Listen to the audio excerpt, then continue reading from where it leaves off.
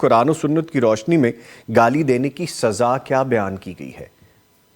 سزا اس کی یہ فسق ہے کہ لا تسبوا الذین یدعون من دون اللہ، سورہ اعراف، کہ تم جو ان کو بھی گالی مت دو، برا مت کہو، جو غیر اللہ جن کو لوگ پکارتے ہیں، وہ ان کے بڑے بڑے بت، ان کے بڑے بڑے ولی یا ان کے خدا ہیں، تو اگرچہ وہ جھوٹے خدا ہیں مگر گالی نہیں دے سکتے، کیونکہ ان سے انسلٹ ہوتی ہے۔ گالی جو ہے نا انسلٹ ہے، اور اللہ تعالیٰ نے وَلَقَدْ كَرَّمْنَا بَنِي آدم، سورہ بنی اسرائیل، ہم نے بنی آدم نو انسان کو ہم نے عزت دی ہے، اس کو عزت دی ہے تو گالی دے کے انسلٹ ہو جاتی ہے، اس لیے قرآن اس انسلٹ سے روکتا ہے۔ دوسرا کہ تکلیف پہنچانا، والذین یؤذون المؤمنین والمؤمنات بغیر ما اکتسبوا فقد احتملوا بہتانا واثما مبینا، یہ بہتان بھی ہے، اور آپ کو پتہ ہے بہتان کی سزا کیا ہے، اگر زنا کی حد کا بہتان لگائے اس کی سزا کیا ہے، اور کوڑوں کی سزا ہے۔ اس لیے بادشاہ وقت گالی دینے پہ کوڑے بھی لگا سکتا ہے اور گالی کے بدلے میں سزا بھی دے سکتا ہے، جج سزا اس پہ دے سکتا ہے، جس قدر جس کا بڑا مقام ہے اس کی عزت کے ریشو کے حساب سے جو سزا مقرر کرے،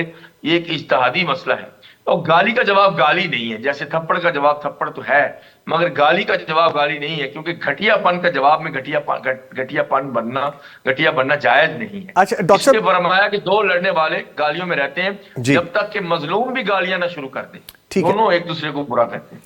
اب یہ حدیث آپ سنیے کہ آپ علیہ السلام نے فرمایا کہ تم کس کو مفلس سمجھتے ہو؟ میں یہ بھی کہنا چاہتا ہوں کہ پاورٹی کا سبب بھی گالی ہے، اور پاورٹی گالی کا سبب ہے، یہ حدیث میں آتا ہے۔